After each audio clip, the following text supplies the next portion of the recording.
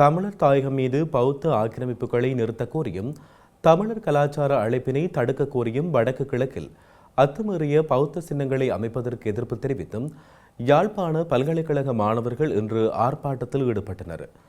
யாழ் பல்கலைக்கழகத்திற்குள்ளும் விகாரை அமைப்பதற்கு முயற்சிகள் முன்னதாக மேற்கொள்ளப்பட்டுள்ளதாகவும் மாணவர்களின் எதிர்ப்பினால் குறித்த திட்டம் கைவிடப்பட்டதாகவும் யாழ்ப்பாண பல்கலைக்கழக மாணவர் ஒன்றிய தலைவர் தெரிவித்துள்ளார். இன்றைக்கு தையீட்டில் நடக்குன்னா நாளைக்கு தெல்லிப்பள்ளியில் நடக்கும், யாழ்ப்பாணத்தில் நடக்கும், வேலையில் நடக்கும், கொக்கில் நடக்குமே. பல்கலைக்கழகத்துக்கு கூட ஒரு புதிதாக ஒரு வேறு விகாரம் கொண்டு வைக்கிறதுக்கு ஒரு பிளான் ஒன்று போனோம். உங்களுக்கு யாருக்காவது தெரியுமா? அதை நாங்கள் பல்கலைக்கழக மாணவர் ஒன்றியமாக எவ்வளவு காலமாக தடுத்தாடி கொண்டிருக்கோம் தெரியுமா உங்களுக்கு?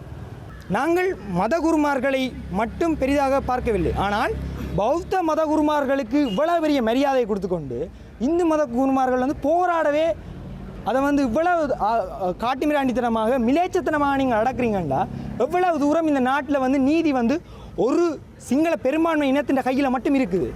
இந்த தமிழ் மக்கள் என்ன பாவம் செஞ்சவங்க எவ்வளோ காலமாக தொடர்ச்சியாக அடி வாங்கி கொண்டிருக்கிறாங்க. நாங்கள் இதை கேட்டு ஜனநாயக ரீதியில் democratically we are protesting. But நாங்கள் டெமோக்ராட்டிக்கலாக ப்ரொட்டஸ்ட் பண்ணாலும் அதை நீங்கள் எப்படி சொல்கிறீங்கள்? நாங்கள் இங்கே பிரச்சனையை தூண்டுறோம் என்று. யார் பிரச்சனையை தூண்டுறது? இங்கே மக்களுடைய அரசு அனுமதியற்ற ரீதியில் விகாரையை கட்டியது யார்?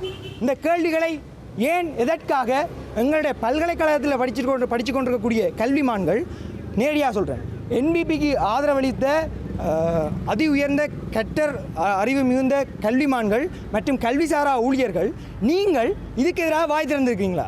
இது மட்டுமில்லாமல் மிக முக்கியமான இன்னொரு விஷயம் சொல்கிறேன்.